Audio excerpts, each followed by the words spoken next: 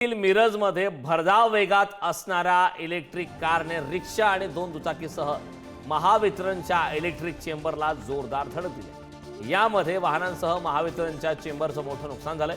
या अपघातात 3 जण गंभीर जखमी झाले, तर संबंधित इलेक्ट्रिक कार सांगलीहून मिरजकडे भरधाव वेगाने निघाली होती। यावेळी चालकाचे इलेक्ट्रिक कारवरील ताबा सुटला, त्यामुळे कार भरधाव वेगात रस्त्याकडेला फळ विक्रीसाठी थांबलेल्या पॅगोला जाऊन धडकली। त्यानंतर इलेक्ट्रिक कार महावितरणच्या चेंबरवर जाऊन आदळली।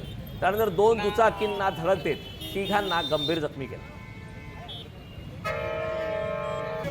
या संदर्भात ताजे अपडेट देण्यासाठी आपले प्रतिनिधी स्वप्नील पाटील आपल्यासोबत जोडलेत। स्वप्नील, मिरजेत भरधाव इलेक्ट्रिक कारने धडक दिलेली आहे।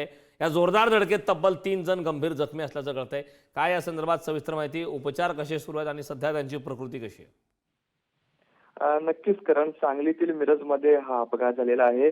इलेक्ट्रिक कार ही सांगलीहून मिरजच्या दिशेने निघाली होती। ज्यावेळी चालकाचा इलेक्ट्रिक कारवरील ताबा सुटल्यामुळे भरधाव वेगात असणारी कार जी रस्त्याकडला फळ विक्रीसाठी थांबलेल्या पॅगोलून धडकली।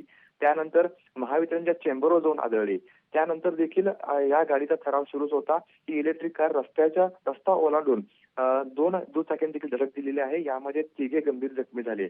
यानंतर पोलिसांनी आणि घटनास्थळावर उपस्थित असणाऱ्या नागरिकांनी जखमींना मिरज शासकीय रुग्णालयामध्ये उपचारासाठी दाखल केलं आहे। त्यांच्यावरती मिरज शासकीय रुग्णालयामध्ये उपचार सुरू आहेत।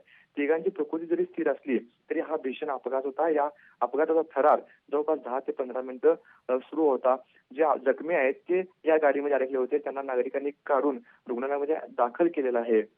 असं असलं तरी जी इलेक्ट्रिक कार आहे ती महावितरणच्या चेंबरवरून आदळली, त्यामुळे मोठा अनर्थ या ठिकाणी झाला असता, परंतु सुदैवाने यामध्ये कोणतीही जीवितहानी झालेली नाही आहे। कारण इलेक्ट्रिक कार आणि महावितरणचा चेंबर यामध्ये मोठासा अपघात या ठिकाणी झाल्याचं पाहाव्यास मिळते।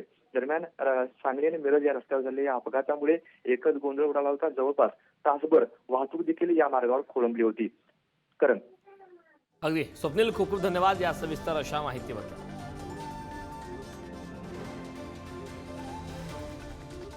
Thank you.